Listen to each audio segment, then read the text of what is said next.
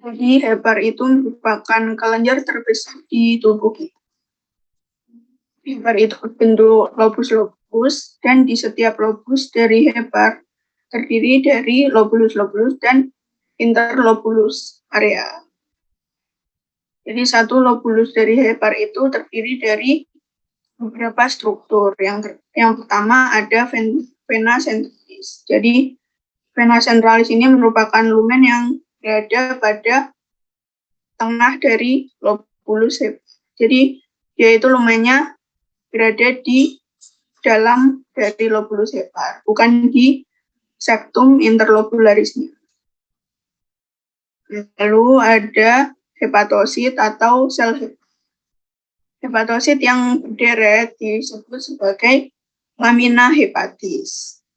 Hepatosit yang berderet disebut sebagai lamina hepatis. Lalu ada juga celah dis. Jadi celah dis ini adalah ruang sempit yang berada di antara sinusoid dan hepatosit. Lalu ada juga sinusoid. Nah, sinusoid ini merupakan pembuluh darah kapiler yang berada di antara lamina hepatis. Nah, karena dia itu merupakan kapiler, jadi epitelnya itu tersusun atas epitelnya itu tersusun atas selapis endotel.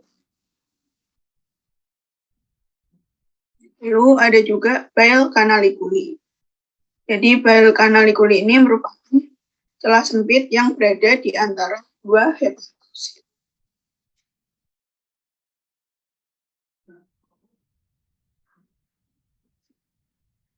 Ini aku ulangi tadi sinusoid. Jadi karena sinusoid ini merupakan kapiler, jadi epitelnya itu terdiri atas selapis endotel.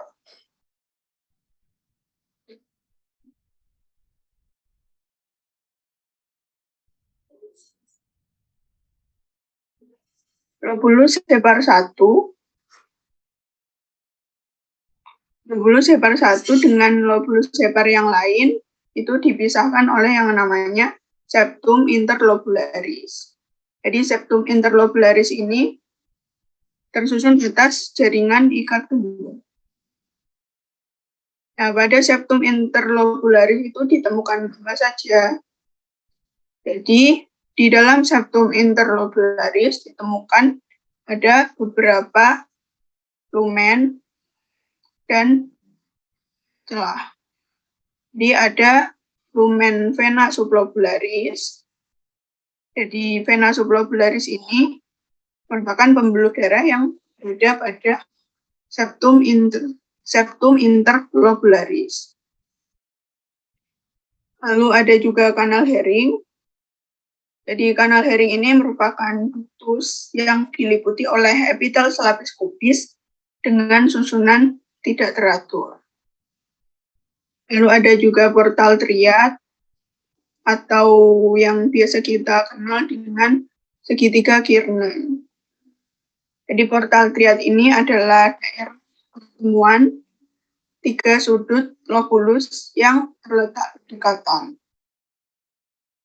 Jadi portal triad ini ada 3 lumen. Ada yang ingat lumen apa aja pada portal triad?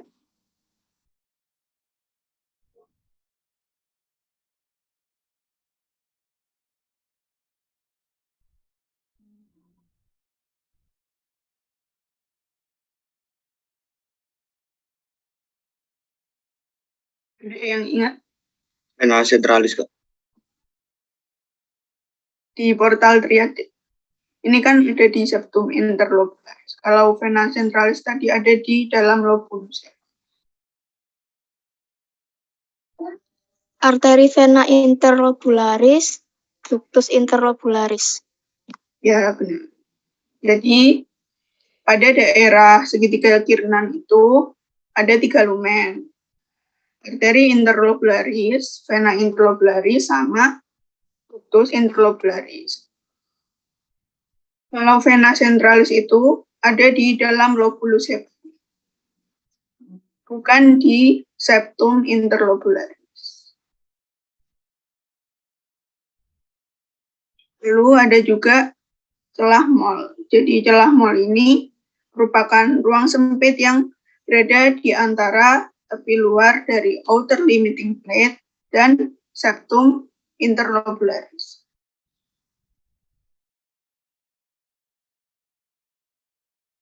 Ini merupakan sediaan hepar yang terdiri atas lobulus-lobulus hepar.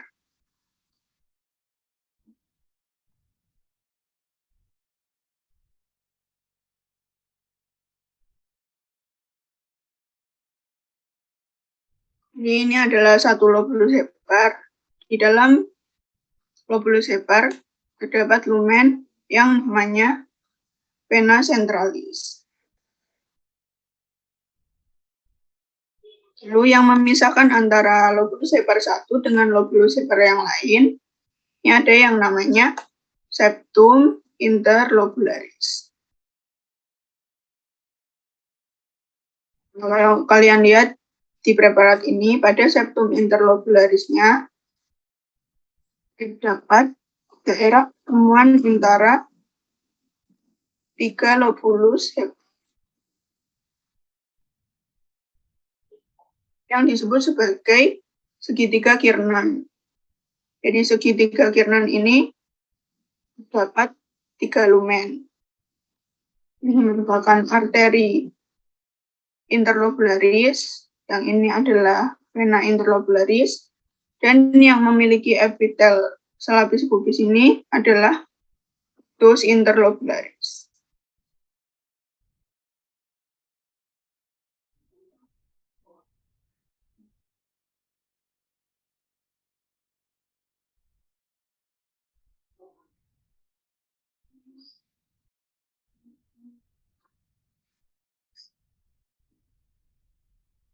Yang berada di tengah dari lobulus hepar, ini adalah lumen vena centralis.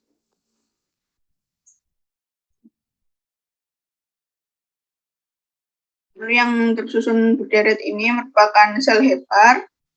Sel hepar yang tersusun secara berderet disebut sebagai lamina hepatis. Dan yang ini merupakan ruangan sinusoid.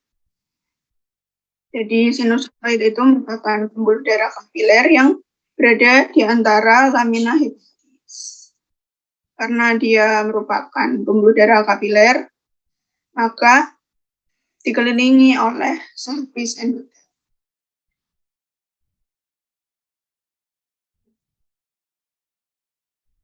Ini ada yang tahu lumen apa?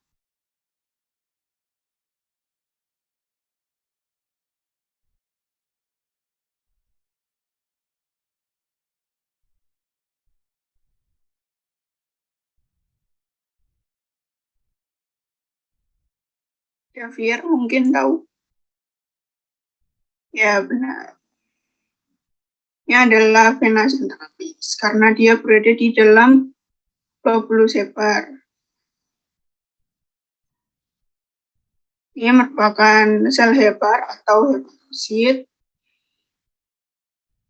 Lalu di dalam sinusoid itu ada sel yang namanya sel Kupfer. Dia itu bentuknya bulat. Ini merupakan sel Kupfer.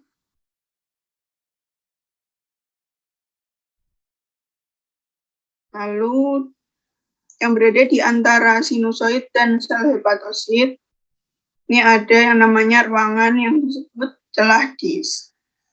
Jadi celah dis itu merupakan ruangan sempit yang berada di antara sinusoid dan sel hepat. Ini merupakan celah dis.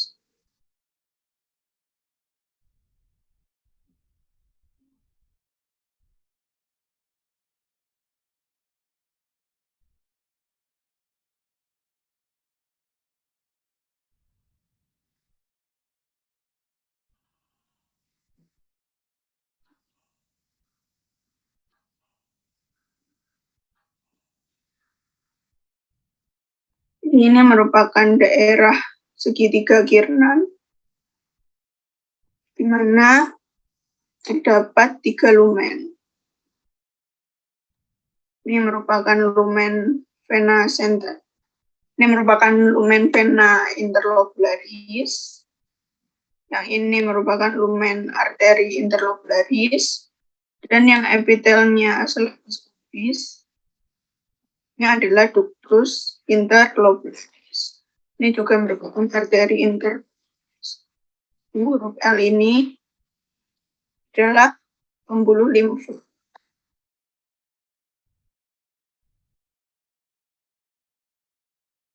Berada pada daerah segitiga Kiernan.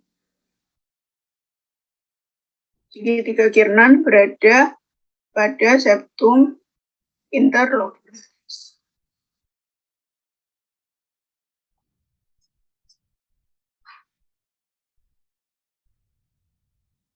Lalu pada septum interlobularis juga ada lumen lain, yang ini merupakan lumen kanal Hering. Jadi, kanal Hering itu merupakan ductus yang diliputi oleh epitel selapis kubis dengan susunan tidak tertutup. Ini merupakan kanal Hering, epitelnya selapis kubis.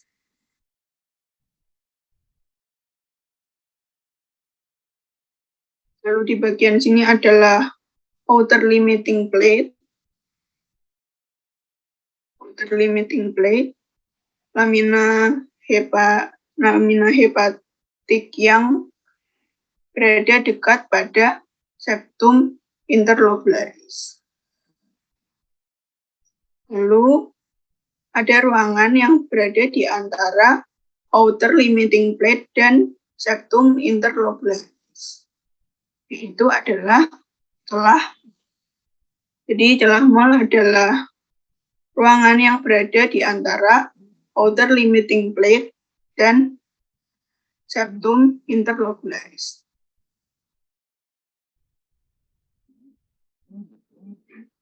Kalau aku tunjuk di sini, ada yang tahu ruangan?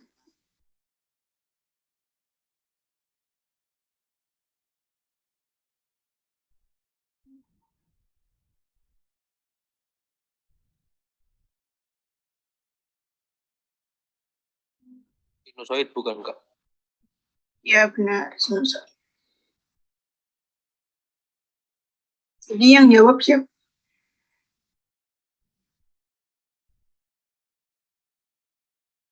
Bahar. Oke.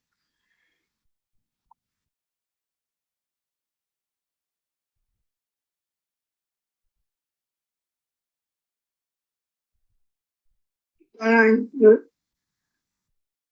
Nah, selain ada arteri vena dan ductus interlobularis, terus tadi ada lumen kanal Hering, ada septum interlobularis, juga ada lumen yang namanya vena sublobularis.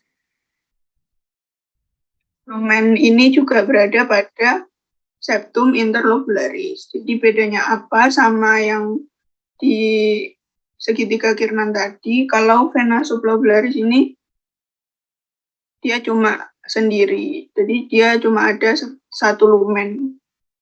Kalau yang segitiga Kiernan tadi kan terdiri atas 3 lumen, ada arteri, vena, dan ductus interlobularis.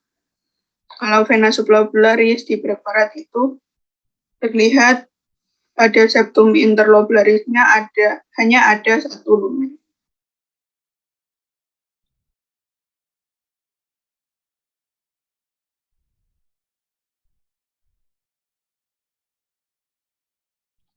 Sekarang kita lanjut ke sediaan vesika.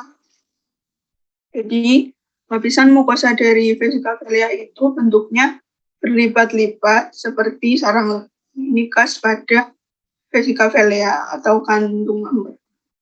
Lalu, pada keadaan patologis, kadang tampak divertikula dari vesika velea itu masuk sampai lapisan muskularisnya. disebut sebagai bentukan sinus Rokitansky masuk. Jadi ini merupakan keadaan patologis. Permukaan dari vesicavalia itu dilapisi oleh epitel selapis silindris berwarna pucat dan memiliki mikrofili, tetapi tidak dijumpai sel bulb. Lalu lamina propria dari vesicavalia terdiri atas jaringan ikat dengan sedikit otot. Nah, ini merupakan sediaan dari vesicavalia.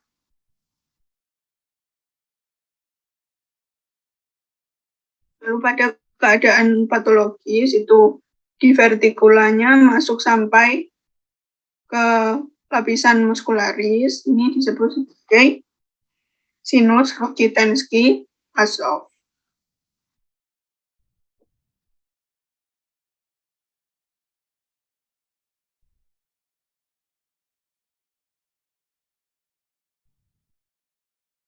Pangkas pada vesicavalia bisa kalian lihat. Mukusannya itu dia berlipat-lipat. Seperti sarang.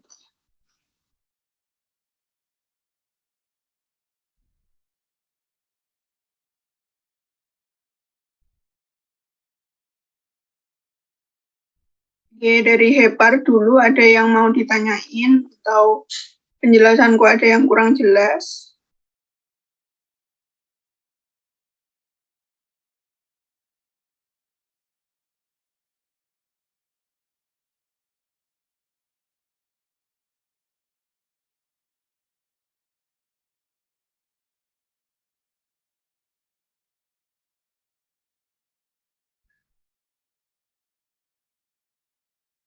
Oke, bentar.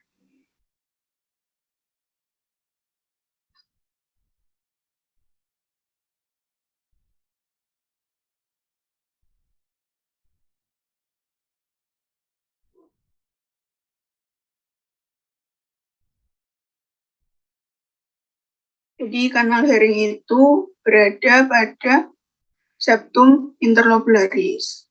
Lalu ini merupakan kanal Hering. Jadi kanal Hering itu merupakan duktus yang diliputi oleh epitel selapis kubis dengan susunan tidak teratur.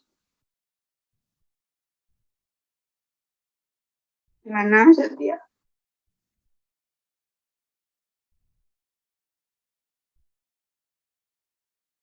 Oke, ada yang mau tanya lagi?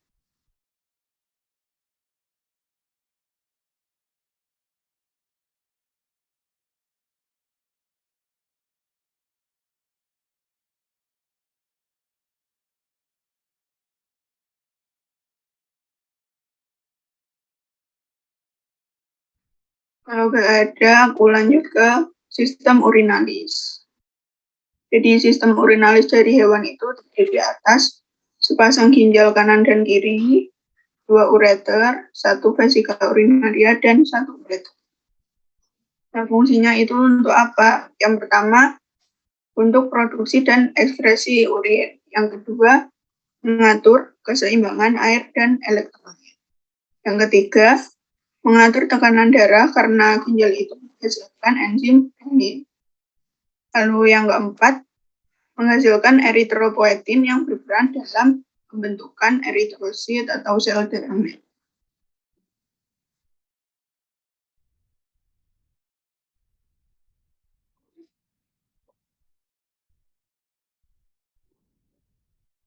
Jadi pada ginjal itu dikenal 2 istilah, lobus dan lobulus. Bedanya apa? Kalau lobus itu istilahnya hanya ditemukan pada gambaran makroskopis.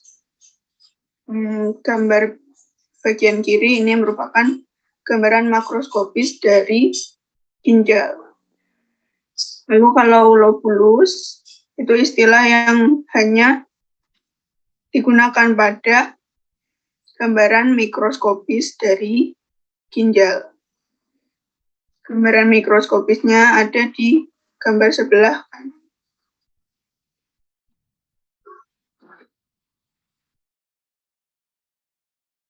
Jadi satu lobulus ginjal itu terdiri atas piramid, kolum renalis, dan korteks. Jadi yang di garis putus-putus warna kuning ini merupakan satu lobulus ginjal.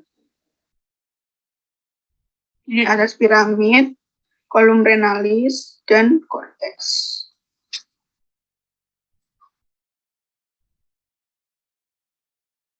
Lalu kalau satu lobulus itu terdiri atas satu medullary rays dan setengah labirin kanan dan kiri. Nanti sediaannya di slide selanjutnya. Di ginjal itu terdapat dua bagian. Yang lebih luar itu bagian korteks, yang lebih dalam merupakan bagian medulla. Ada yang ingat bedanya bagian korteks dan bagian medulla itu?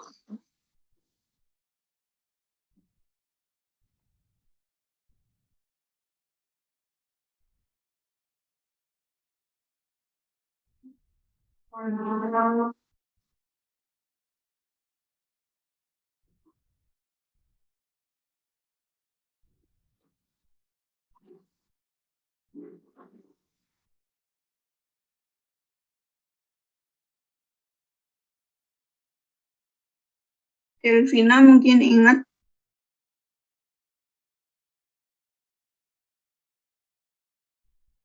Coba Delvina.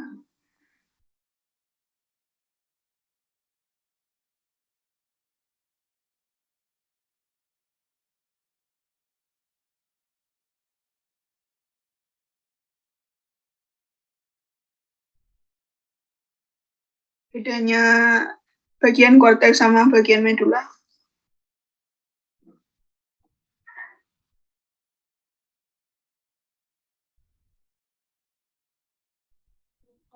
Kalau dalam korteks itu ada renalis corpuscle-nya, Kak. Oke, benar.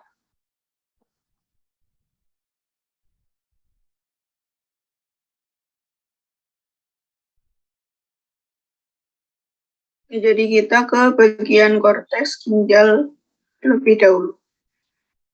Jadi pada korteks ginjal itu terdapat seluruh bentukan renal corpuscle. Renal corpuscle terdiri atas apa? Terdiri atas kapsula Bowman, glomerulus, urinary pool, dan vascular. Kapsula Bowman ini terdapat dua dinding. Yang lebih luar itu merupakan kapsula Bowman pars parietalis. Kapsula Bowman pars parietalis tersusun dari epitel selapis pipi. Lalu di yang lebih dalam itu adalah kapsula Bowman pars visceralis. Kapsula Bowman pars visceralis terdiri atas sel-sel podosit.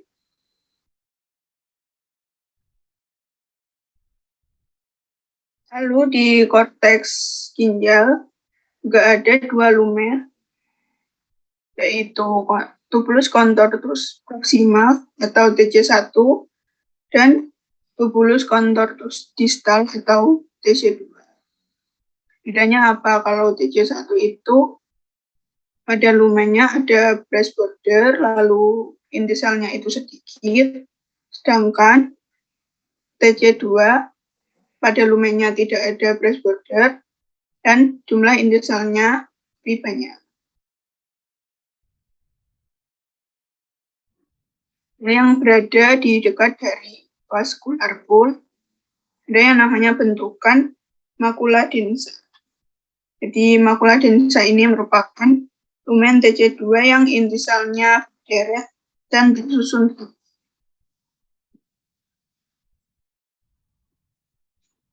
Lalu ada juga arteri interlobularis.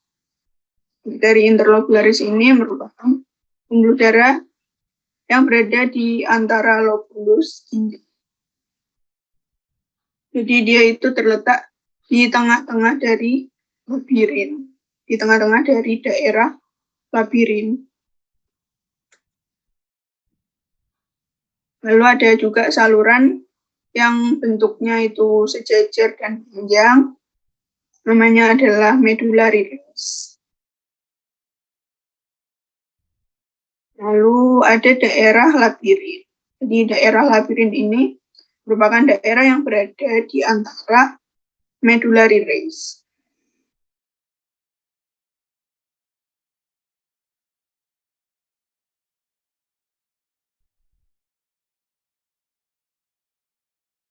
Ada yang tahu ini bagian ginjal korteks atau medulla?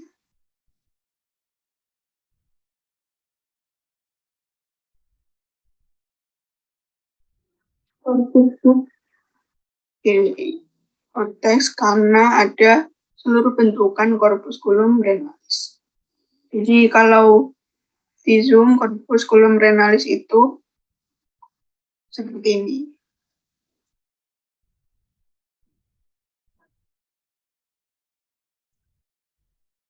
Jadi di corpusculum renalis terdapat kapsula Bowman. Yang lebih luar ini merupakan kapsula Bowman pars parietalis yang tersusun atas epitel selapis pipi.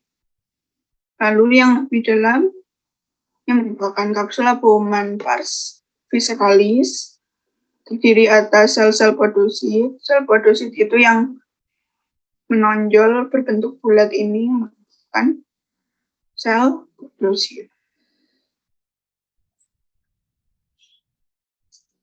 Lalu di antara dua dinding kapsula Bowman terdapat ruangan Bowman space. Ruangan Bowman space.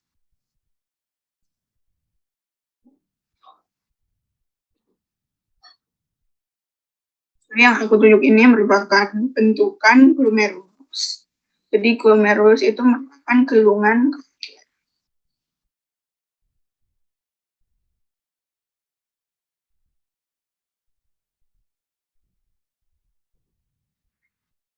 Lalu yang berada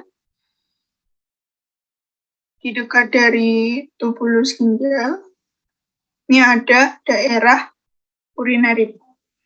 Jadi daerah urinary pool ini merupakan bagian awal dari TJ1. Lalu yang sebelah sini dekat dengan glomerulus, ini adalah daerah vascular pool. Daerah vascular pool merupakan tempat keluar masuknya pembuluh darah. Lalu yang menempel pada vascular pool, ini adalah bentukan makula densa. Jadi, makula densa ini merupakan lumen TJ2 yang inti selnya itu rapat dan tersusun berdekatan.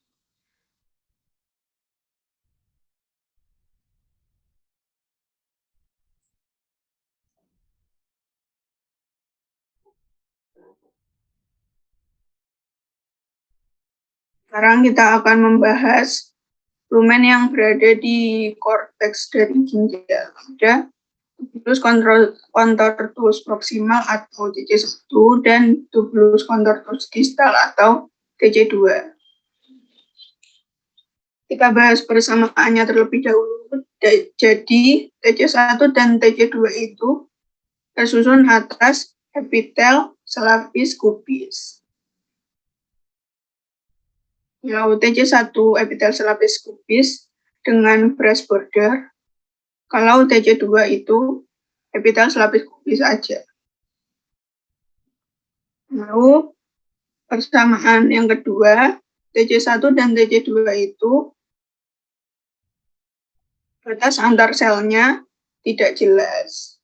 Berbeda dengan nanti lumen yang ada di bagian medulla dari ginjal, yaitu ductus colligentes. Kalau ductus colligentes itu cirinya batas antar selnya jelas. Lalu untuk perbedaan dari TJ1 dan TJ2, kalau TJ1 itu di lumennya punya brass border, maka dari itu epitelnya selapis kubis dengan brass border. Lalu jumlah nukleusnya itu lebih sedikit daripada TJ2. Oleh karena itu, ukuran dari nukleus lebih besar. Untuk yang TC2, dia tidak mempunyai brass border pada lumennya. Lalu inti selnya itu lebih banyak dari yang punyanya TC1. Dan karena itu, ukuran dari nukleus TC2 lebih kecil daripada punyanya TC1.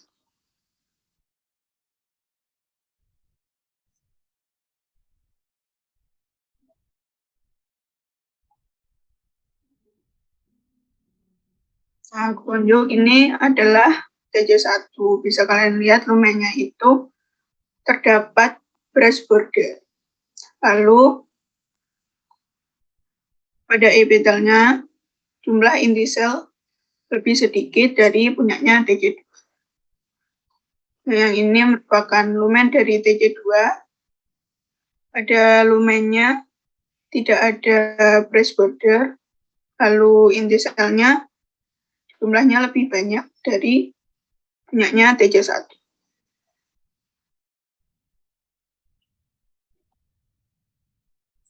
Karena ini di bagian korteks, maka dari itu ada seluruh bentukan renal corpus. Nah, aku tunjuk ini adalah bentukan glomerusnya. Lalu ini adalah kapsula Bowman pars parietalis. Ini kapsula Bowman pars vesicalis. Di antara dua dinding kapsula Bowman ada ruangan, yaitu Bowman space.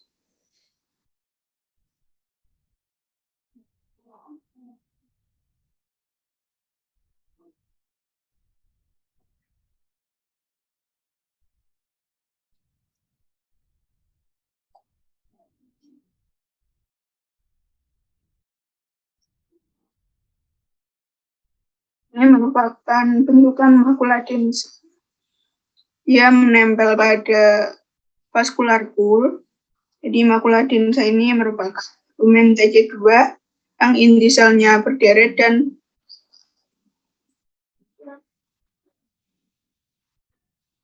ini adalah bentukan glomerusnya. Ini kapsula Bowman pars parietalis, kapsula Bowman pars vesicalis, Bowman space.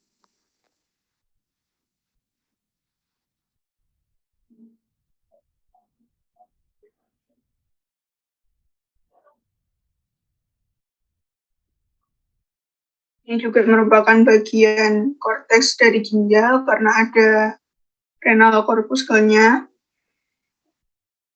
Terus ini adalah saluran panjang yang disebut sebagai medullary rays.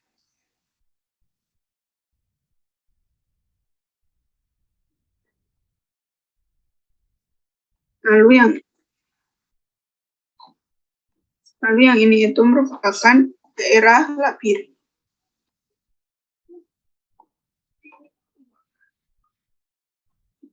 Daerah labirin merupakan daerah yang berada di antara medullary rays. Jadi terlihat di daerah labirin itu tubulus ginjalnya tersusun melintang. Kalau di medullary rays, kalian lihat tubulus ginjalnya itu tersusun sejajar, panjang-panjang gitu.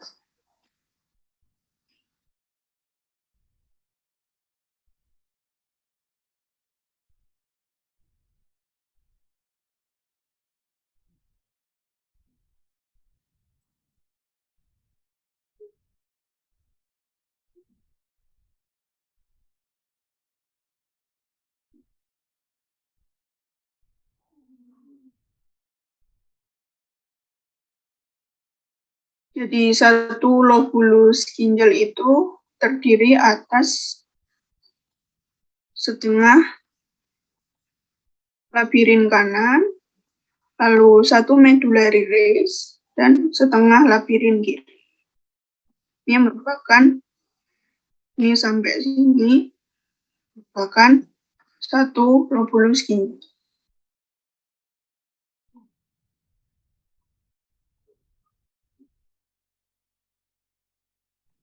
setengah labirin kanan, 1 medullary race, dan setengah labirin kiri.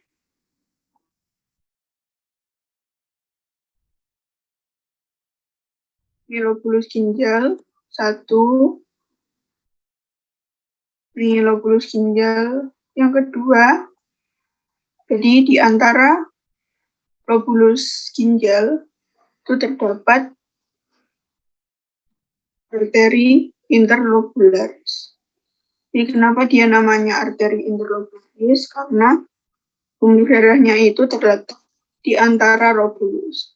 Jadi ini kita misalkan lobulus yang pertama, ini kita misalkan lobulus yang kedua. Jadi arteri interlobularis ini berada di tengah-tengah dari lobulus.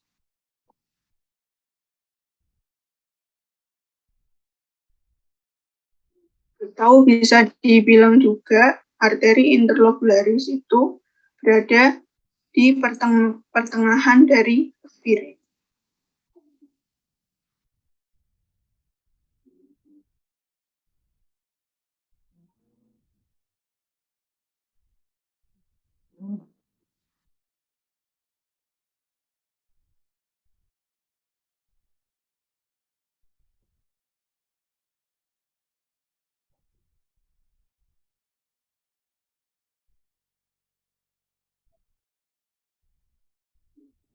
Selanjutnya kita akan membahas bagian medula dari ginjal. Bagian medula dari ginjal ada lobus Henle, lobulus collectivus atau ductus colligentes, Henle tebal, dan Henle tipis.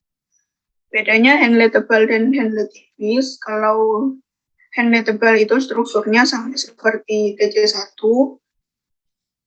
dia itu inti selnya sedikit, lalu di lumennya terdapat brass border. Tapi brass bordernya lebih sedikit dari itu, punyanya TC1. Nah, kalau Henle tipis, epitelnya itu tersusun atas selapis pipi. Kalau Henle tebal, karena dia strukturnya sama dengan TC1, maka epitelnya itu selapis pubis. Lalu pada Henle tipis, nukleusnya itu terlihat menonjol atau prominent. Ini merupakan bagian medula dari ginjal.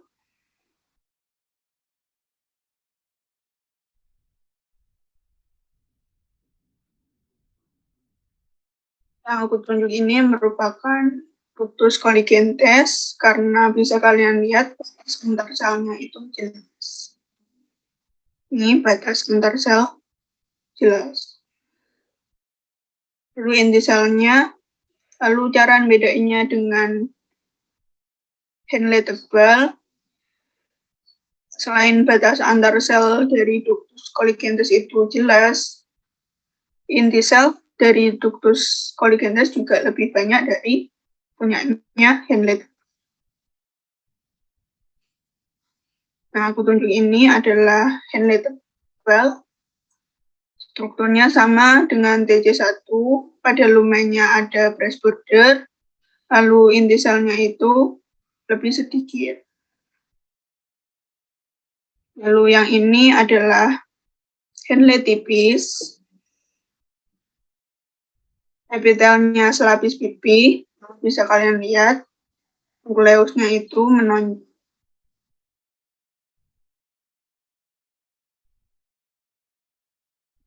Di preparat yang sebelah kiri, ini adalah ductus colligentesnya. Terus ini Henle tebal.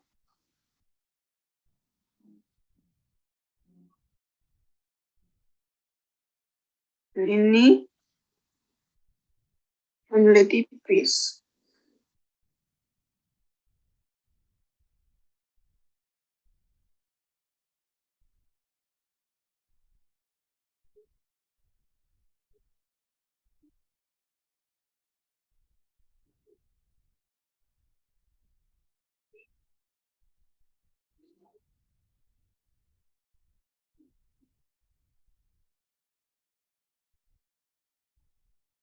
Jadi ini merupakan bagian perbatasan antara korteks dan medula.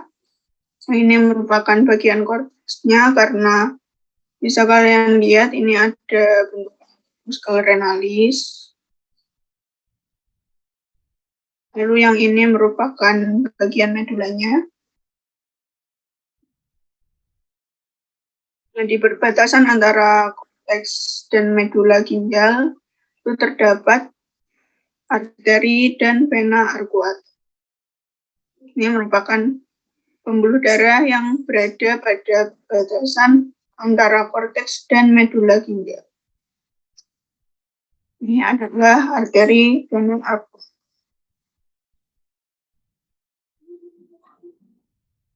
Ini bagian medulanya, ini korteks.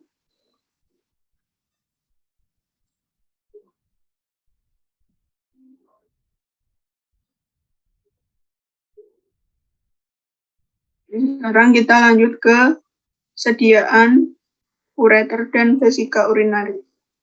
Jadi ureter itu dindingnya terdiri dari 3 lapis, yaitu lapisan mukosa, lapisan muskularis, dan lapisan adventisium.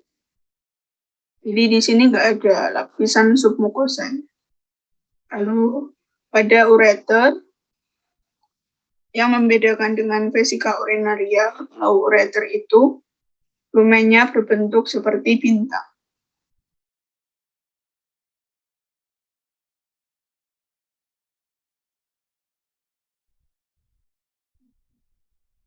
Jadi di preparat dia biasanya dilihat dengan besaran lebih kecil, jadi lumennya itu tampak. Dan lumennya ini berbentuk seperti bintang.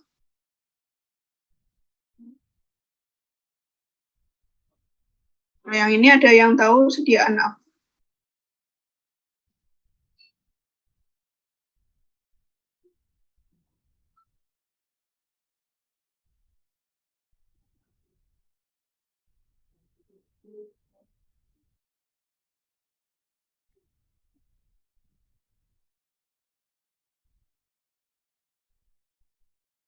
Appendix vermiformis, Kak. Apa tuh kok appendix vermiformis? Itu kayak bintang-bintang gitu. Jadi kedua lumennya sama-sama bentuk bintang, bedanya apa? Kalau di ureter kan epitel peralihan. Kalau di appendix epitelnya tipis,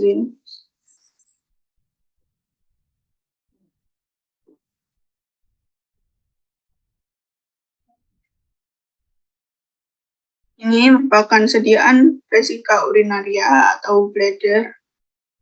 Di epitel dari vesika urinaria juga sama dengan ureter, yaitu epitel peralihan. Bedanya apa? Kalau vesika urinaria ini biasanya kalau di preparat cuma diperlihatkan satu bagian gitu, kayak satu sisi. Kalau ureter biasanya diperlihatkan seluruh bagian lumen.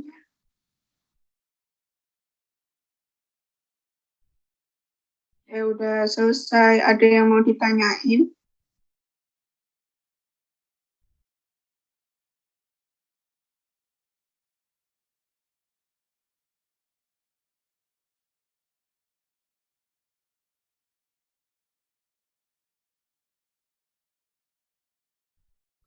Boleh minta tolong jelasin ulang nggak yang bagian medula? Saya kurang paham.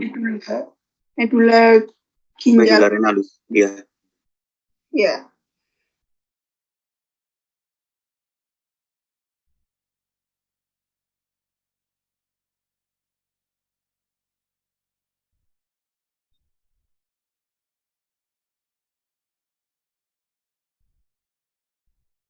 Yang ini bukan. Iya, Kak. Jadi di bagian medula dari ginjal itu ada 3 lumen.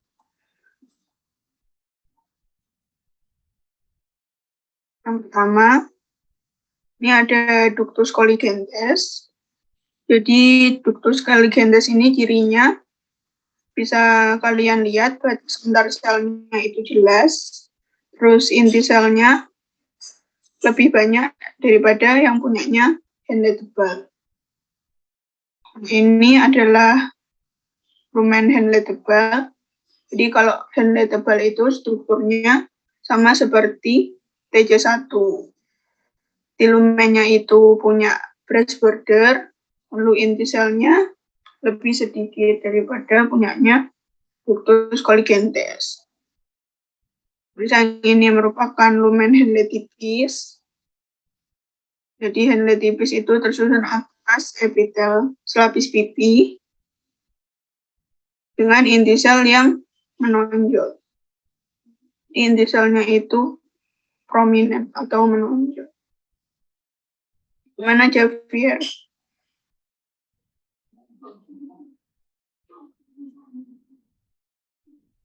Iya, sama ini Kak, yang apa? Arteri sama arteri vena arcuata. Ya. Oke.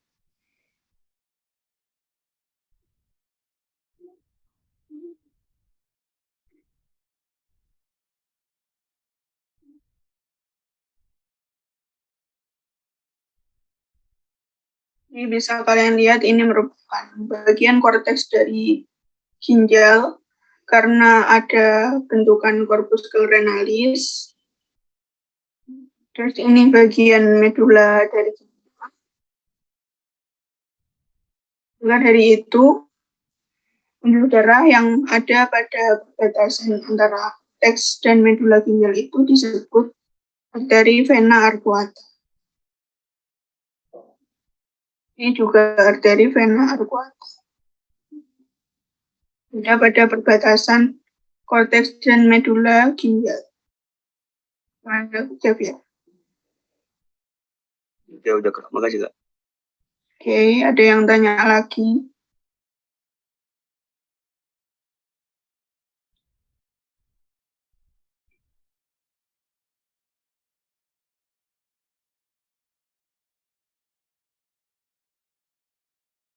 Ini. Gimana?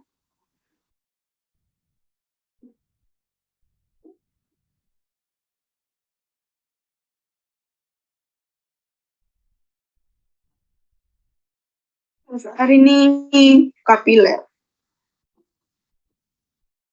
Jadi di sini selain ada 3 pembuluh darah itu juga ada kapiler. Bedanya sama Henle tipis, kalau kapiler itu epitelnya lebih tipis gitu. Terus inti selnya itu juga lebih.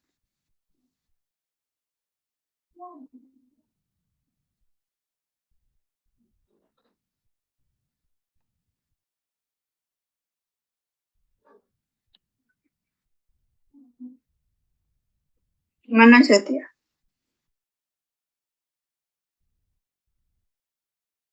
Oke. Yang mau tanya lagi?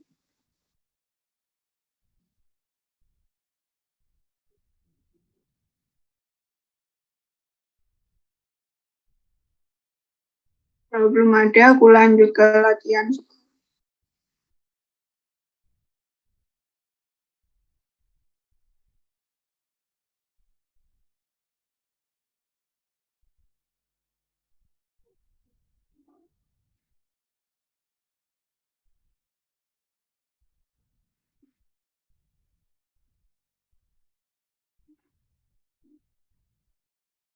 Ini sediaan apa? Ada yang tahu?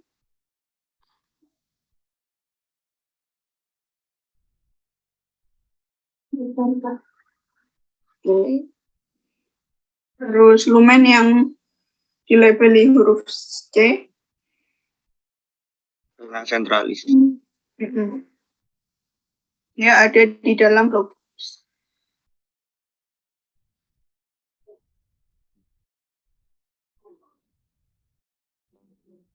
Sel yang ditunjuk panah kuning.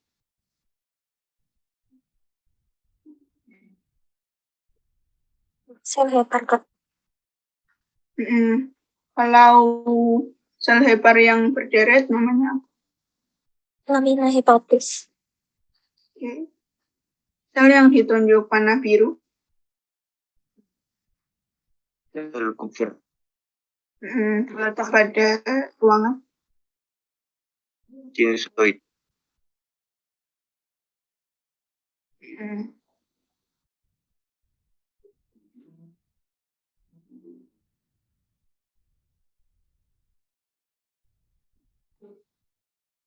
Ini merupakan daerah segitiga Kiernan, Kak. Ya benar, segitiga Kiernan atau portal Briard atau portal kanal. Sediaan Jessica Velea. Oke, bentukan yang ditunjuk panah biru.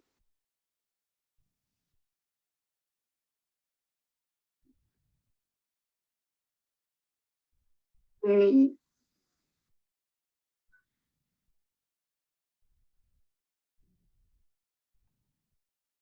Ini bagian korteks atau medula.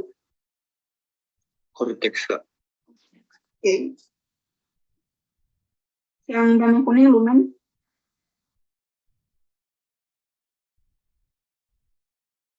TJ1. Kenapa TJ1?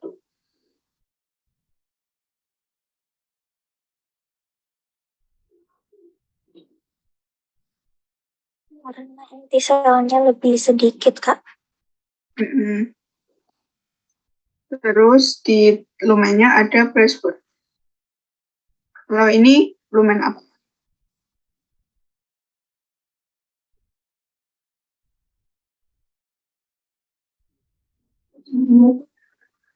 Oke. Yang warna merah ruangan.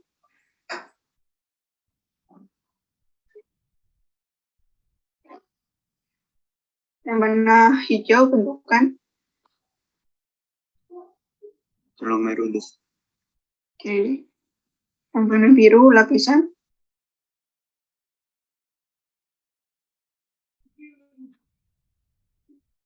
Insula pars parietal. Ya. Ini di daerah korteks atau medula.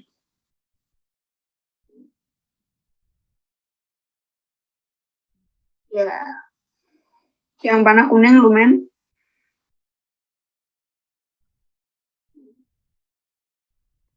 Colligentes. Kenapa kok ductus colligentes? Itu Pak, jaraknya jelas. Oke. Kalau yang panah biru lumen.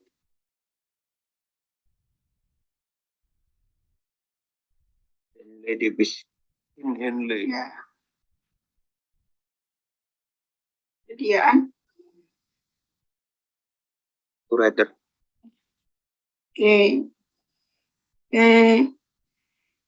Aku kasih waktu 10 menit, silakan belajar. Habis itu